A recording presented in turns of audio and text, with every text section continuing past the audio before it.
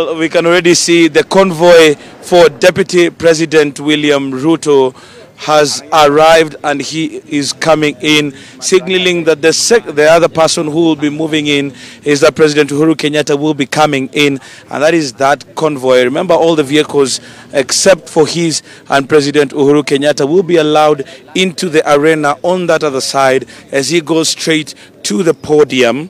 Remember, he is the deputy president. Just his and the president's vehicle will be allowed, and all his entourage will now have to move back and pass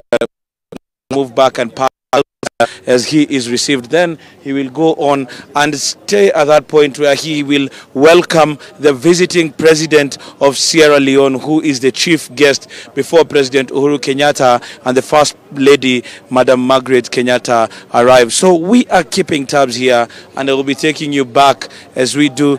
Oh, well, I see the ANC party leader, Musalia Mudavadi, and probably we would want to pick his mind on one or two issues before they come in.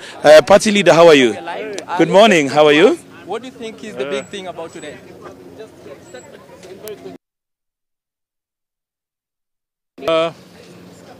Well, I think this is an important national day, Madaraka Day, and it's the last one being presided over by President Uhuru Kenyatta.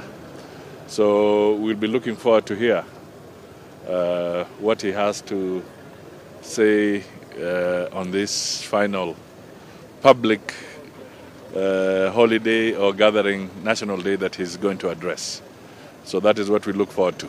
Probably you as a leader in this country and a leader who has even gone as far as seeking the presidency of this country, what is that all-important message that you will want to hear from him, noting that we are coming from a prayer day that was dubbed transition, and we're also seeking a transition in August as Kenyans move into the elections?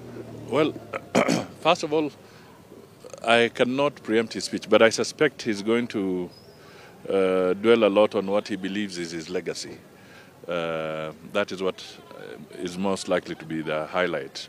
But bearing in mind that it is a national day that is falling due just 2 months or so before the national elections, I think people would expect the president to come out very clearly, at least personally I would, that he would come out very clearly that the elections shall be free and fair, and that there shall be no attempt by any institution of government that falls under his jurisdiction that will try to interfere with the electoral process. I think that is a very important message that he should give the people of Kenya at this moment in time, because transition makes sense when it is done with the will of the people,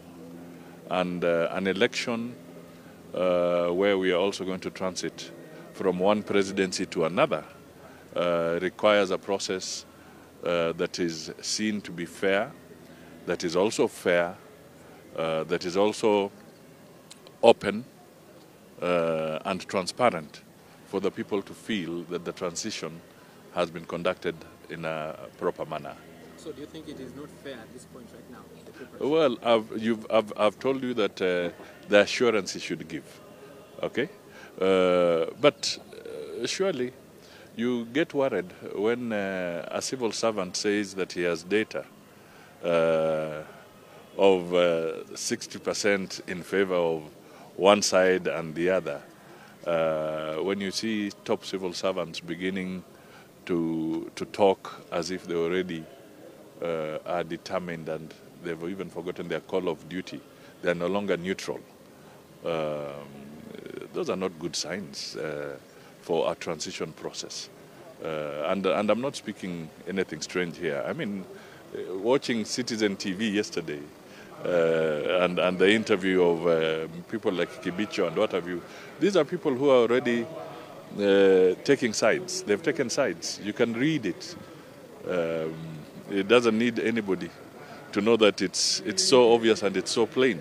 So these are the things that I think the president should speak to and say that he is assuring Kenyans that there shall be free and fair elections. The concerns that have been expressed by the IEBC, and they are also in the public domain, that people are finding that some of their names are not exactly where they registered them. Almost 800,000 or so registered voters who may have been placed away from where they registered. Those are not good signs. So the IBC must do its job thoroughly. It must clean up the register properly, and we want to be assured that there shall be free and fair elections. Thank you very much. Yeah.